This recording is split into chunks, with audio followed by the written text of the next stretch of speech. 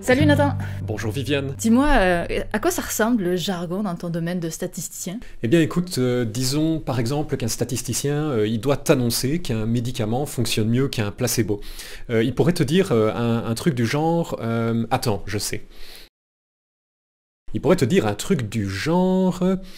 En ignorant la légère violation de la supposition de normalité liée à la principale comparaison de nos deux groupes, la p-valeur obtenue est de 0,004, ce qui est inférieur à un seuil alpha de 0,05 et nous permet de rejeter l'hypothèse nulle. Ok, d'accord. On va en parler? Le jargon, c'est ce langage propre à une profession, une discipline ou une catégorie sociale et qui n'est pas compris des autres. Il y a plein de raisons à l'origine de l'apparition du jargon. On a par exemple la volonté d'exclure ou de fanfaronner. Au Moyen-Âge, certains malfaiteurs en France avaient développé un jargon propre à leur profession, afin de communiquer sans se faire comprendre de ceux n'ayant pas intégré leur rang. De même, si on passe à la loupe l'aristocratie dans de nombreux pays à différentes époques, on constate là aussi un jargon très développé. Par exemple, le jargon de la noblesse russe du XIXe siècle se caractérisait par l'emploi fréquent de mots français. Peu importe la profession que vous exercez, elle est caractérisée par un jargon. Si votre but c'est de faire de la vulgarisation, d'expliquer à ceux en dehors de votre profession comment ça marche chez vous, vous allez devoir faire un choix. Soit réduire l'usage du jargon dans vos explications, soit au contraire habituer votre audience à celui-ci. Pour quelqu'un qui souhaite vulgariser à un grand nombre et de manière efficace, c'est essentiel de réduire le jargon à son minimum.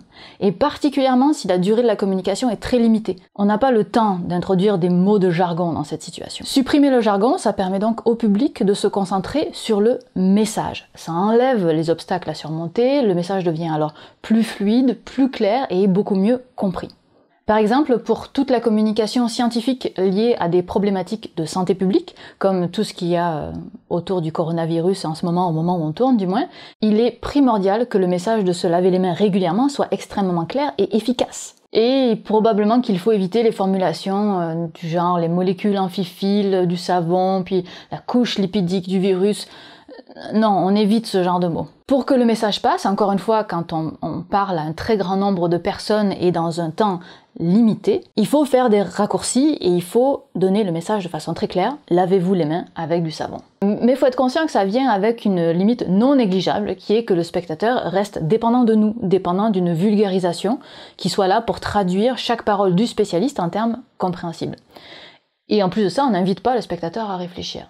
Donc c'est complètement imparfait. Donc éviter à tout prix d'utiliser du jargon, c'est parfait pour fluidifier le message au plus grand nombre, mais ça permet pas d'abattre le mur entre la science et l'audience.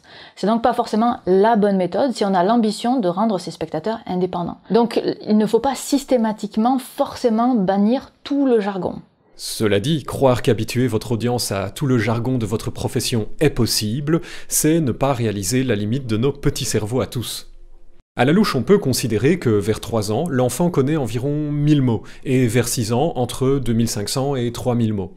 On considère qu'un adulte particulièrement cultivé peut connaître jusqu'à 80 000 mots. Que ça nous plaise ou pas, même les plus brillants parmi nous ne sont pas capables de s'acclimater à tous les jargons, de la même manière qu'on ne peut pas apprendre à parler 200 langues. Au passage, si vous êtes dans la situation où vous voulez vulgariser et vous vous demandez « Ah, est-ce que ce mot c'est du jargon ?»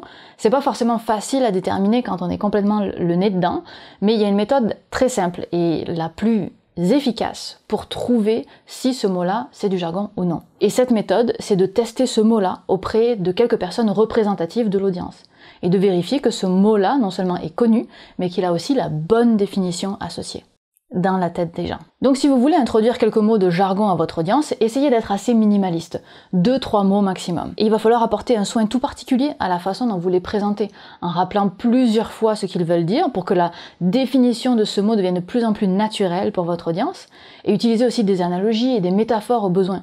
Par exemple, si je veux parler des apophyses des vertèbres dans la colonne vertébrale. Je sais que le mot apophyse n'est absolument pas connu. Je vais donc probablement parler de protubérance osseuse. Ou si je m'adresse à un public plus jeune, je vais dire les morceaux d'os qui dépassent. C'est moins précis, mais c'est plus imagé, et pour l'audience visée, c'est probablement mieux. Mais Mais que vous décidiez de ne pas utiliser de jargon du tout ou d'en utiliser une partie dans vos explications, il y a de toute façon quelque chose que vous pouvez faire pour contribuer à une meilleure compréhension entre les différents publics et les spécialistes, c'est de pousser dans votre propre profession à vous à la déconstruction et à l'abolition des mots de jargon les moins courants. Certains sont utiles, mais certains sont peut-être superflus. Pour conclure, promettons-nous de ne pas utiliser le jargon pour écraser quelqu'un avec qui on ne serait pas d'accord. Quoi que vous fassiez, n'utilisez jamais le jargon comme excuse pour clôturer un débat.